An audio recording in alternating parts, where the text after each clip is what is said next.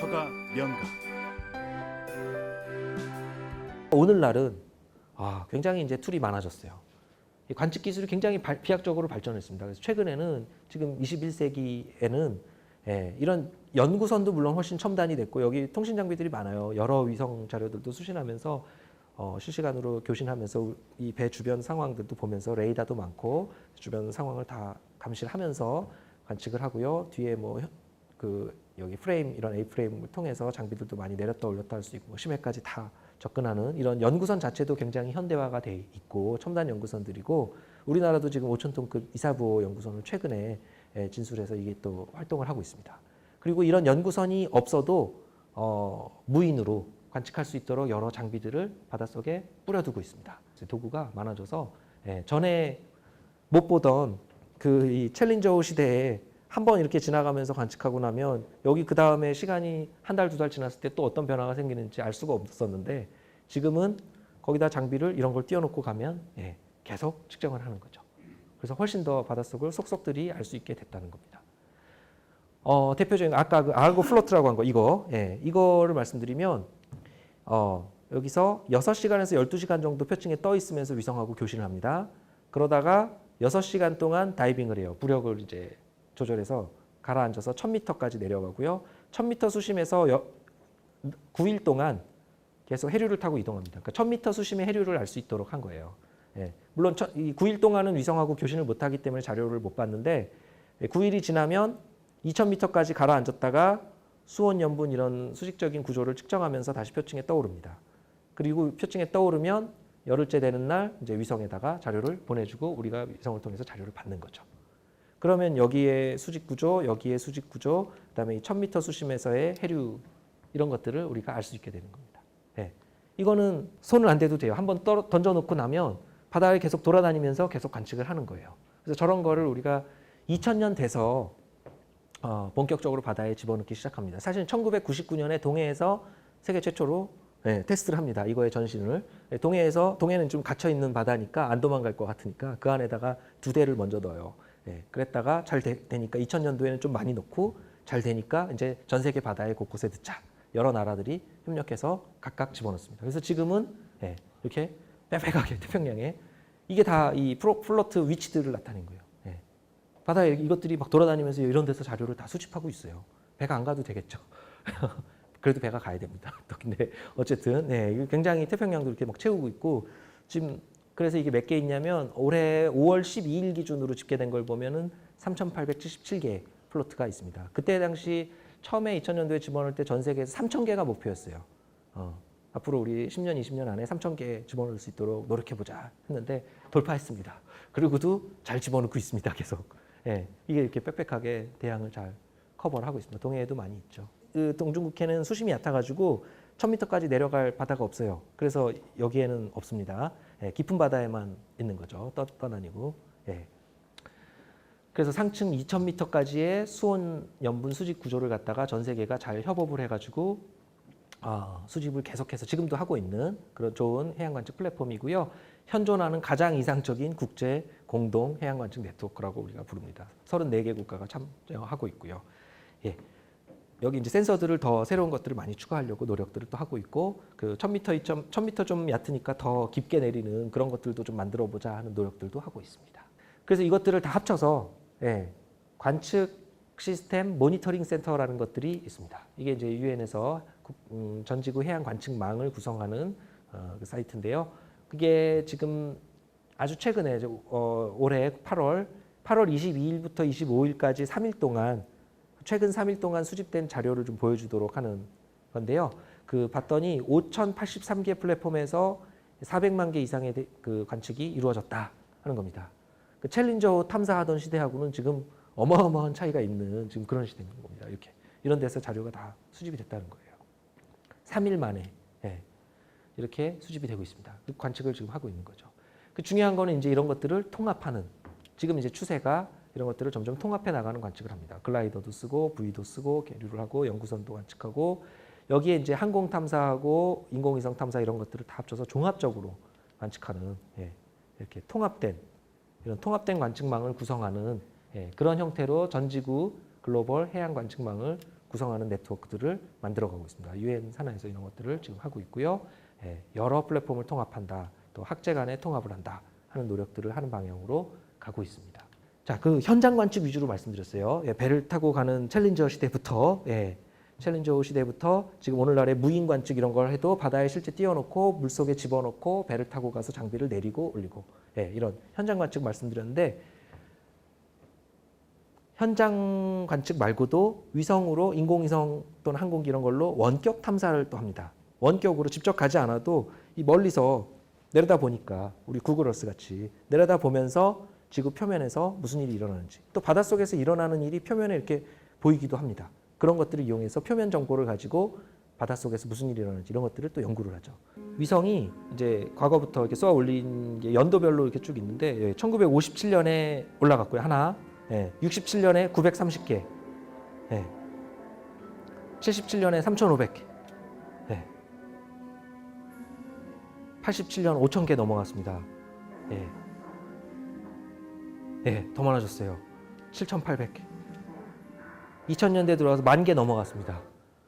어마어마하게 많죠. 지구 주변에 10,000개 넘게 인공위성들을 엄청 쏘아 올려서 지금 이거 10년도 더 전이에요. 그런데 이미 10,000개 넘었어요. 그때. 그러니까 지구 주변에 이렇게 높게 올라가 있는 위성들도 있고 낮게 있는 위성들도 있습니다. 크게 두 종류예요. 높게 올라간 거는 지구 자전하고 같이 자전하면서 지구의 한 곳만을 바라봅니다. 우리 구글 어스 그 한 이미지처럼 지구 전체 반구를 반대쪽 반구는 아예 못 보고 이쪽 자기가 볼 수 있는 반구는 계속해서 보고 있는 연속적으로.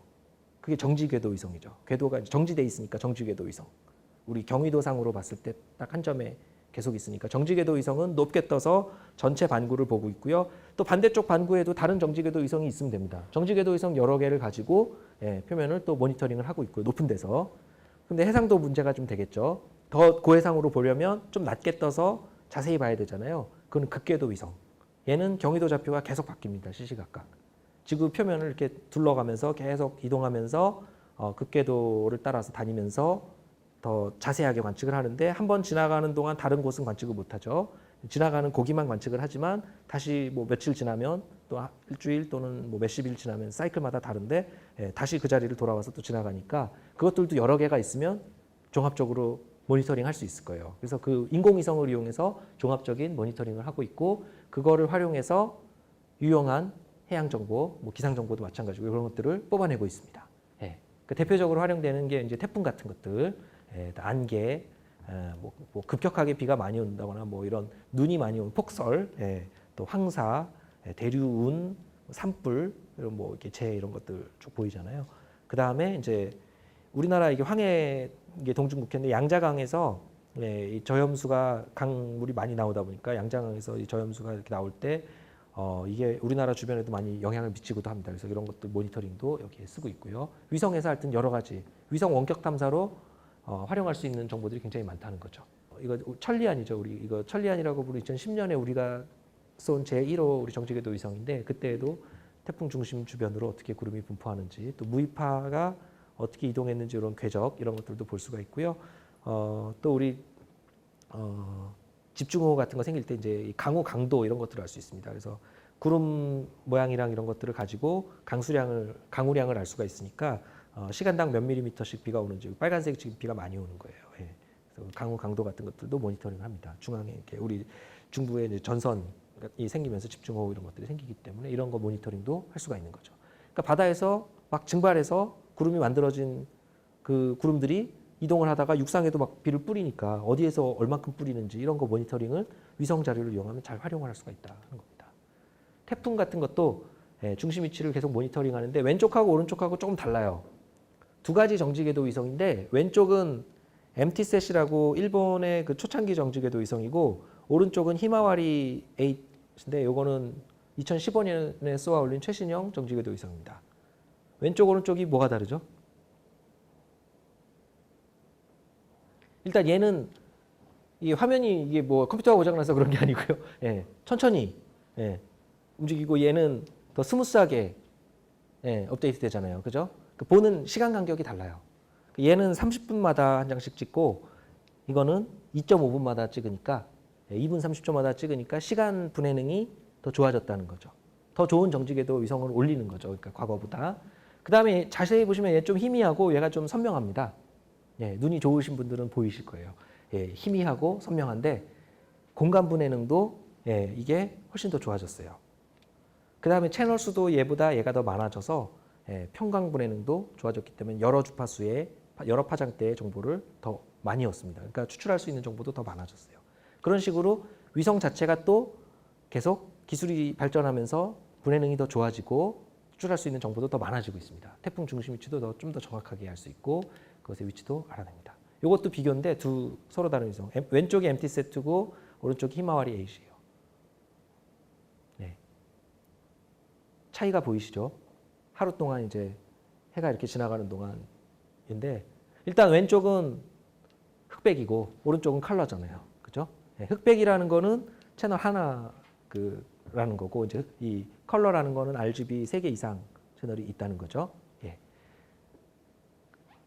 시간 분해는 공간 분해는 평강 분해는 이것들이 다 전체적으로 좋아졌다 하는 이야기입니다. 예. 추출할 수 있는 정보가 더 많아진 거죠. 이거는 이제 우리 천리안 우리 첫 번째 정지궤도 위성의 수증기 채널이고요. 오른쪽은 아까 그 일본 최근에 2015년에 올린 히마와리입니다.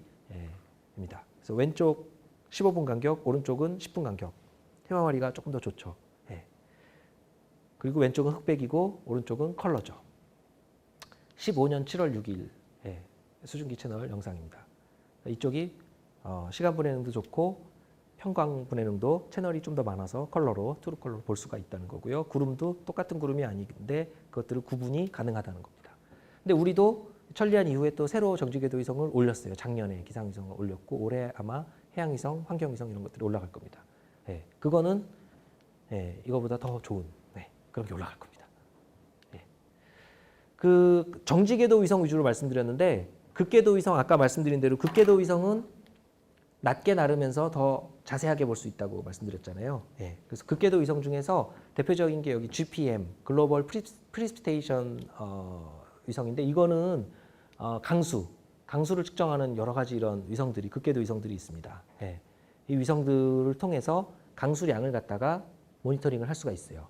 예. 이거 여러 개를 동시에 쓰면 서로 다른 위치에서 서로 다른 위성들이 극궤도를 이렇게 돌면서 관측을 하는 것들을 종합하면 우리가 강수량 분포 이런 것들을 계속 모니터링 할 수 있잖아요. 예. 그래서 그것의 예를 보여드리겠습니다. 여러 극궤도 위성이 지금 서로 다른 궤도를 돌고 있죠. 예. 여러 개를 동시에 사용하게 되면 예. 각각이 지나가면서 거기 이렇게 볼 수 있는 영역에서 강수를 측정을 합니다. 저렇게. 예, 저 붉은색이 비가 많이 오는 거죠. 구름이 두껍고 비가 많이 오는 곳들. 예, 다 모니터링을 저렇게 합니다. 근데 한 번 지나간 자리도 시간이 지나면 다시 그 위성이 오기도 하고 다른 위성이 또 지나가기도 하고 그것들을 합성해서 우리는 종합적으로 아 이런 데 지금 비가 많이 오는구나 하는 걸 알 수 있고요. 예. 이런 데도 비가 많이 오고 있는 이런 것들을 알 수가 있습니다. 또 시간이 지나면 저게 바뀌죠. 구름이 계속 이동하니까. 그러니까 앞에 그 정지궤도 위성을 통한 모니터링만 하는 게 아니라 극궤도 위성들을 여러 개를 또 써서 이런 종합적인 모니터링이 되는 거죠. 한 번 지나간 자리에 다시 오고 그래서 그 사이에 시간적인 변화도 보고 예, 여러 개가 위성이 워낙 많아지니까 이제 이런 것들이 가능해지고 있습니다. 예. 예, 극궤도 위성이고요. 그것들을 합성해가지고 얻은 강수 합성장이라고 우리가 말하는 건데 예, 마이크로웨이브 파장대하고 적외 채널하고 합쳐서 10분 간격으로 예, 공간 분해능이 10km 이내로 고해상으로 했을 때 예, 어디에 지금 비가 많이 오는지 이런 것들이 보이시죠? 요런 거 태풍이죠, 태풍. 예. 예, 태풍 두 개가 지금 이렇게 지나가면서 태풍 주변에 비가 많이 오는 영역들이 보입니다. 아까 대기 대순환 할 때 예, 하들리셀, 페럴셀 이런 거 말씀드리면서 적도 부근에 수렴대가 있어서 상승 기류가 여기 우세하다고 말씀드렸고 그 다음에 30도 부근은 발산하고 60도 부근에 다시 수렴대가 있다고 말씀드렸어요. 예. 그래서 비가 많이 오죠. 그렇지만 시시각각 변합니다. 그거는 시시각각 변하는 거는 이렇게 인공위성들을 여러 개를 쓰면서 우리가 종합적으로 모니터링을 할 수가 있게 된 거죠. 지금 오늘날에는. 그래서 과거하고 어마어마하게 달라졌어요. 관측 기술이 이렇게 발전하면서 전에 못 보던 것들을 훨씬 많이 볼 수 있게 됐습니다. 감시 능력이 훨씬 좋아진 거죠. 지구 관측 능력이. 예. 챌린저 타고 다닐 때하고 완전히 달라요. 네. 그래서 미래 어느 방향으로 가는가 이런 것들에 대해서 해양 관측, 지구 관측, 수구 관측 이런 것들의 미래 예, 이야기를 조금 더 해보겠습니다. 근데 미래 이야기하면 이 4차 산업혁명 이거 이야기 빼고는 이거를 빼고는 이야기할 수 없을 것 같아요. 워낙 이슈화가 많이 되고 있죠 지금. 예. 특히 이게 2016년 1월에 처음에 다보스 포럼에서 클라우드 슈밥 이 회장님이 이런 이야기를 하셨는데 이것은 인류가 하는 일을 바꾸는 것이 아니라 우리 인류 자체를 바꿀 것이다. 뭐 이런 이야기를 하셨을 때만 해도 우리에게는 그렇게 주목이 되지 않았어요. 우리한테 좀 더 이게 와닿기 시작한 거는 구글 그 알파고하고 이세돌 구단의 바둑 대결에서 이세돌 구단이 예상을 깨고 막 계속 패하면서 인간의 자존심, 이세돌 구단이 구글 알파고 이 인공지능 바둑 기사를 이기질 못했죠. 네 번째에서 한 번 이겨서 정말 자존심 회복한 거 아니겠습니까? 다섯 번째 또 졌죠. 그리고 유일하게 그 네 번째 한 번 이긴 거가 유일한 인간의 승리였고 그 이후로는 다른 프로 바둑 기사들 다 도전했다가 다 졌어요. 알파고 결국 은퇴했는데 그 이후로는 인간이 이긴다는 건 이제 상상을 못합니다. 인공지능이 이겨요. 바둑은 더 잘 둡니다. 뭐 몇천 년 동안의 지혜가 담긴 메모에 인공지능 다 학습해서 이제는 어떤 프로 기사들보다도 더 잘 둡니다. 인공지능이 그만큼 발전을 했죠. 그래서 이게 예전에는 그 이론적으로는 그런 데이터를 줘서 데이터를 가지고 학습을 시켜서 이렇게 하는 게 이론적으로는 가능했지만 실제 계산을 못하는 엄청난 계산량 때문에 계산을 못하는 거였는데 최근에 하드웨어가 좋아지면서 GPU도 쓰고 하면서 이런 계산들을 가능하게 하니까 예전에 이론적으로 이야기됐던 것들이 실제 구현이 되면서 이제 이 빅데이터라든가 인공지능 이런 것들이 굉장히 곽강을 받고 있습니다. 그러면서 여러 인공지능 뭐 의사도 있고 뭐 이제 인공지능이 다 대체한다 그러죠. 모든 직업군을 막 그런 이야기들을 합니다. 그런 미래를 전망을 하고 합니다. 그러면서 4차 산업혁명 이야기들을 하는데요. 뭐 4차 산업혁명 그런 건 실제하지 않는다 하시는 분들도 있지만 있다고 하시는 분들은 이렇게 구분을 합니다. 보통 1차는 증기기관, 그래서 기계적인 혁명이 있었던 18세기 말에 기계혁명. 우리가 그냥 흔히 산업혁명이라고 할 때 보통 이거 이야기합니다. 기계적으로 혁명이 일어났다. 두 번째는 19세기, 20세기 에너지를 통해서 대량 생산, 이거 뭐 컨베이어 벨트 돌리고 공장에서 이렇게 대량 생산하는 2차다. 3차는 IT, 80년대 이후에 정보통신 혁명이 일어나면서 인터넷 이런 것 때문에 세상을 바꿨다. 4차는 바로 이 인공지능, AI, Artificial Intelligence, 가상현실, 증강현실 이런 신기술이 주도하는 미래다.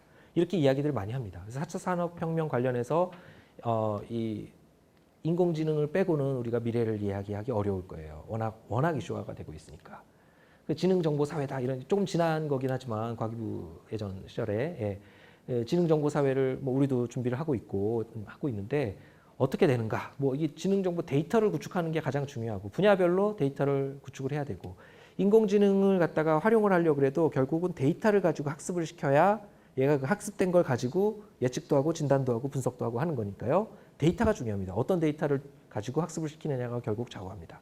그래서 이 데이터 구축하는 이 부분이 중요하고 그래서 뭐 미래에 뭐 어떤 직업이 생깁니까? 뭐 AI가 되면은 직업들이 다 사라진다는데 그래도 필요한 직업들이 있죠. 데이터 수집 분석 전문가 계속 필요할 거고 인공지능 소프트웨어 개발하는 사람도 중요하고요. 언어 전문가, 맞춤 교육 컨설턴트, 가상현실 설계자 뭐 이런 새로운 일자리들이 뭐 생긴다 하는데 여기서 주목하고 싶은 건 이 데이터 관련된 겁니다. 데이터는 하여튼 앞으로도 계속 중요해요. 그리고 데이터는 특히 아까 말씀드렸던 지구 관측, 해양 관측 이런 데이터는 지금 2019년 8월 29일에 울릉도 동해 사이에 3,000m 수심에서 무슨 일이 일어나는지는 지금 측정하지 않으면 미래에 아무리 노력을 해도 알 수가 없습니다. 그렇죠? 그렇기 때문에 지나가고 나면 그건 알 수가 없기 때문에 그 데이터를 수집해서 그거를 인공지능에게 나중에 주어서 그걸 가지고 뭔가 새로운 정보를 더 추출하든 어쨌든 데이터를 뽑아내는 게 중요한 거죠. 지금 현재 데이터를 관측하는 게 중요하다. 그 데이터를 아까 보셨다시피 이제 해양 관측 플랫폼들이 어마어마하게 지구 전체적으로 많아지고 그래서 전체적으로 데이터 양이 급증을 했습니다. 해양 관측. 그래서 이제 이 데이터를 생산하는 주체가 지금까지는 해양 관측 전문가들이 했었는데 앞으로는 더 많아질 겁니다. 왜? 모든 사람이 다 내 해양 로봇 하나씩 가지고 태평양에도 보내고 남극에도 보내고 할 수 있을 거예요. 그런 시대가 곧 옵니다. 그래서 우리 프로슈머라 그러는데 프로슈머는 프로듀서 또는 프로페셔널, 생산자, 전문가 이런 것들을 말하고요. 컨슈머 소비자, 컨슈머의 슈머하고 프로페셔널 또는 프로듀서의 프로를 따서 프로슈머 이렇게 이야기하는데 생산자면서 동시에 소비자인, 소비자면서 생산자인 그런 걸 말하죠. 해양 관측도 해양 정보 지식도 이제 뭐 전문가나 이런 생산자가 만들고 소비자가 그것을 활용해서 뭔가 활용하는 그런 게 아니라 이제 같이 생산하고 같이 소비하는 이런 형태로 갈 겁니다. 프로슈머들이 나타날 겁니다. 비전문가지만 여러 타 분야에도 기여를 하고 내가 만든 해양 관측 플랫폼, 내가 만든 개인 위성 이런 것들을 다 쏘아 올리고 내가 그것으로 지구 관측하는 정보들을 어디다가 제공을 하면 그 데이터를 다 중앙에서 다 통합해서 그래서 종합적으로 지구 환경을 계속 이해하고 실시간으로 알려주고 그런 서비스를 받고 그런 프로슈머들의 시대가 될 거고요. 또 에듀테인먼트 이것도 합성어입니다. 에듀케이션과 엔터테인먼트. 에듀케이션은 교육이고요. 엔터테인먼트는 즐기는 거죠. 연애, 즐기는 거. 근데 에듀테인먼트 배우면서 즐긴다. 즐기면서 배우는. 지금 이런 그 우리 서가명강 이런 거를 찾아주시는 분들은 지금 에듀테인먼트를 하고 계신 분들이에요. 제가 볼 때. 근데 해양 관측 분야에서도 에듀테인먼트가 될 거예요. 그래서 사실은 첫 시간부터 위기의 지구 이야기하면서 자연재해, 기후변화, 환경오염, 자원고갈 뭐 이런 이야기들, 에너지 부족 뭐 이런 이야기들을 많이 했는데요. 그게 꼭 절망적인 상황만은 아니다. 우리가 바다를 본격적으로 활용하지 아직 않았는데 본격적으로 활용하는 시대가 곧 올 것 같습니다. 앞으로 10년은 이 해양과학을 통해서 이런 것들을 규명하는 게 정말 중요하기 때문에 유엔에서도 이 문제를 심각하게 인식을 해서 우리 지난 시간에 보여드렸잖아요. 사무총장이 이렇게 해수면 상승 문제 때문에 타임즈 표지 모델에 대해서 물에 들어가서 이렇게 사진 찍으시잖아요. 그 해양과학 앞으로는 정말 중요하기 때문에 이 해양과학 10년이라는 거를 새로 만들었습니다. 그래서 2021년부터 2030년까지 10년간이 해양과학 10년이라고 유엔에서 아예 그냥 정했어요. 그래서 지금 해양과학 10년을 준비하고 있습니다. 지금은 19년이잖아요. 올해 내년까지 준비해서 내후년부터는 해양과학 10년을 할 거예요. 그래서 전에 말씀드린 지속 가능한 이 개발 발전을 위해서 이 해양과학 10년이 중요하기 때문에 유엔에서 이거를 하자 이렇게 한 거고요. 여기에 이제 6가지 큰 목표가 있는 거죠. 첫 번째는 깨끗한 바다, 오염 문제 풀어야 되잖아요. 그죠?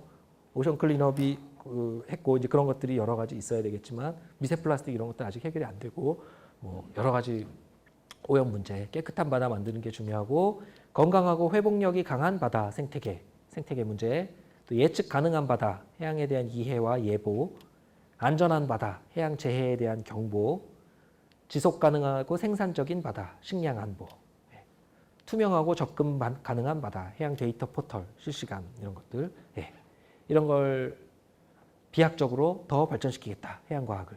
앞으로 10년이 중요합니다. 서가 명강